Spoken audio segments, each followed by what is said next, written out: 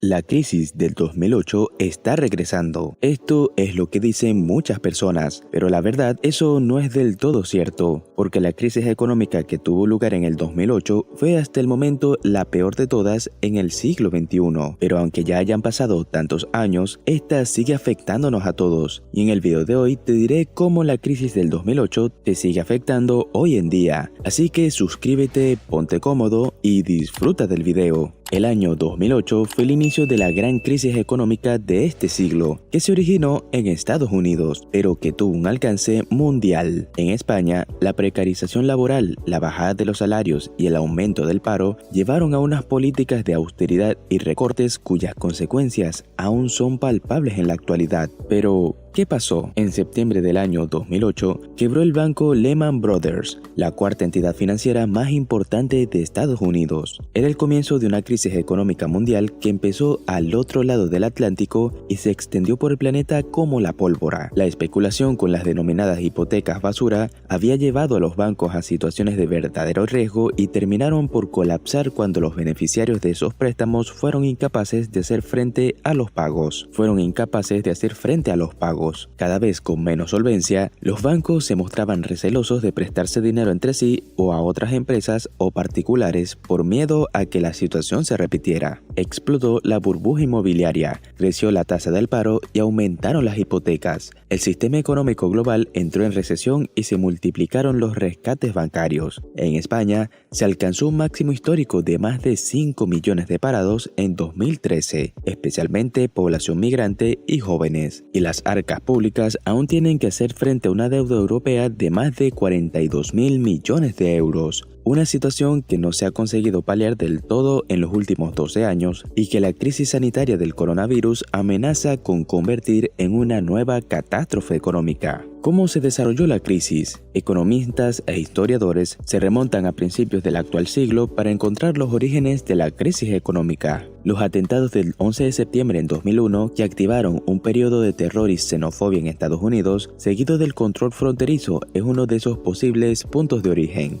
También afectó de forma notable la excesiva liquidez con que se encontraban los bancos en 2003, después de que una estrategia de deflación o bajada de precios, impulsada por Ben Bernanke, presidente de la Reserva Federal estadounidense hasta 2006, les permitiera darse a las hipotecas y préstamos subprime. La banca sentía tanta holgura y comodidad que se permitió conceder este tipo de préstamos a personas con historial de morosidad, empleos inestables o, simplemente, sin garantías de poder devolverlos. Las hipotecas subprime o hipotecas basura se emitieron en unos años en los que los intereses se encontraban en mínimos históricos, lo que permitía el optimismo generalizado. A las hipotecas se añadían otro tipo de productos, como coches o reformas, que permitían a los usuarios disfrutar de una cantidad de dinero que difícilmente podrían devolver cuando los intereses empezaron a subir. Esta práctica no era exclusiva de Estados Unidos, sino que se extendió por otras partes del mundo y, por supuesto, también por España. Los bancos empezaron a especular con sus activos hipotecarios. Los vendieron en forma de bonos, lo que les permitió omitirlos de sus balances al tiempo que los utilizaban como aval para los préstamos que se concedían entre diferentes entidades. Además, entraron en los llamados hedge funds, es decir, fondos de inversión de alto riesgo que no cuentan apenas con regularización.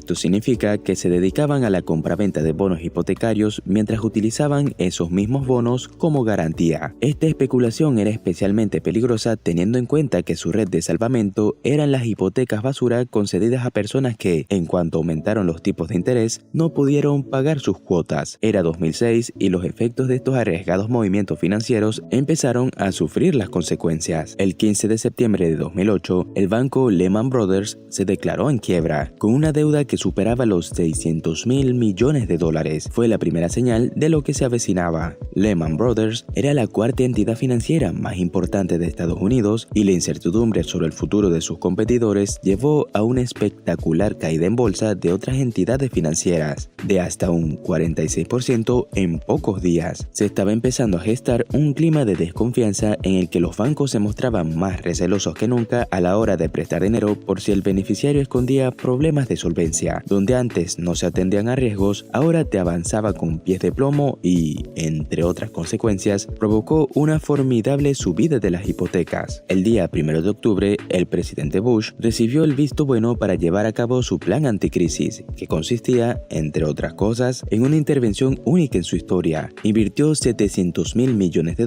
en comprar activos hipotecarios a la banca. Este rescate financiero pretendía frenar la quiebra de las entidades bancarias por la incapacidad de pago de los beneficiarios de las hipotecas subprime, y fue todo un hito en el país, firme defensor de la libre regularización del mercado. No solo la intervención era inaudita, también la cantidad de dinero que se destinó a ello. El diario The New York Times comparó este presupuesto con el coste de la guerra de Irak. Bush defendió la medida. Es una solución grande para un gran problema. España imitó la táctica estadounidense, aunque en menor proporción. Ese mismo mes de octubre se creó un fondo de 30.000 millones de euros para comprar activos hipotecarios a los bancos. Como consecuencia de todo ello, el 10 de octubre se produce la mayor caída histórica del IBEX 35. 2 días después, la Unión Europea anuncia un paquete de medidas para permitir la intervención estatal en los capitales bancarios y agilizar así los préstamos entre entidades bancarias. Como consecuencia, al día siguiente, el IBEX vuelve a fluctuar. Esta vez se ocasiona una subida histórica, pero no frenó la crisis que estaba por llegar. La situación de Lehman Brothers no tardó en repercutir a sus antecesoras en la lista de entidades financieras más importantes de Estados Unidos. La tercera, Merrill Lynch, se vendió al Banco de América por un precio irrisorio, mientras que las dos primeras,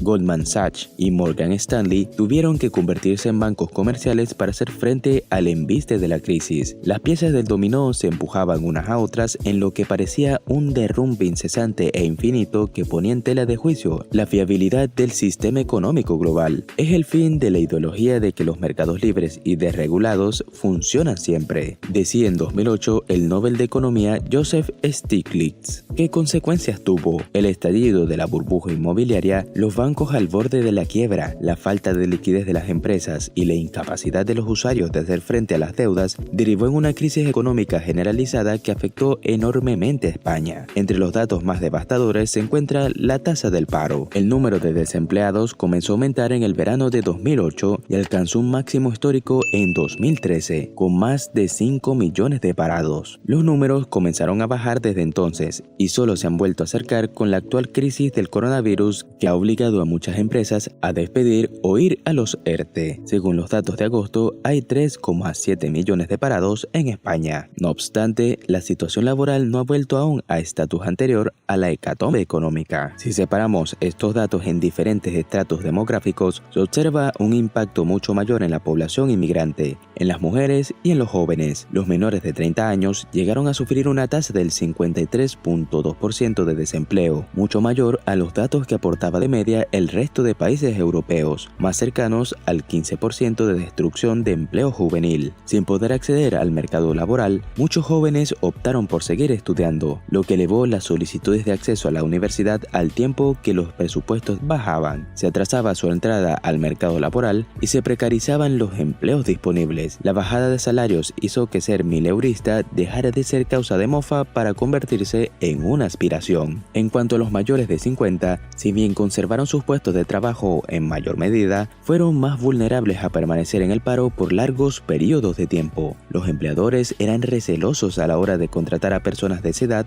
o sobrecualificadas, como indicaban los estudios al respecto, por lo que muchos trabajadores con largas carreras profesionales se vieron abocados a jubilaciones tempranas o largas esperas hasta que se les agotaran las prestaciones por desempleo. Uno de los sectores laborales más afectados fue el de la construcción, en el que se destruyó casi un 50% el empleo. El turismo y los pequeños comercios corrieron la misma suerte. Todo ello llevó a un desequilibrio de la economía nacional fuertemente dependiente del sector servicios y de la construcción. Una vez más, se ponía de manifiesto la necesidad de una remodelación generalizada en este aspecto, como se demanda ahora con la crisis derivada del COVID-19. Las palabras recortes y austeridad fueron las protagonistas absolutas de la crisis económica. Las restricciones presupuestarias en sanidad que propiciaron el crecimiento de la salud privada y que tanto han tenido que ver en el colapso sanitario de los meses pasados, así como la precarización del trabajo de los docentes en las escuelas públicas, que se manifestaron durante años en una marea verde y que siguen exigiendo cambios en la actualidad, son dos de los factores que más se han acusado en los últimos 10 años como consecuencia de la crisis iniciada en 2008. Por otro lado, España tuvo que recurrir en 2012 al rescate bancario europeo para poder abordar la parte más aguda de la crisis, un rescate que ha costado al país más de 42.000 millones de euros, según los cálculos del pasado mes de noviembre, y del que solo se han recuperado unos 10.000 millones. Además, en pleno mes de agosto de 2011 se aprobó una reforma constitucional en la que se introdujo el término estabilidad presupuestaria, con la que se priorizaba el pago de la deuda sobre cualquier otro gasto en la elaboración de los presupuestos generales del Estado.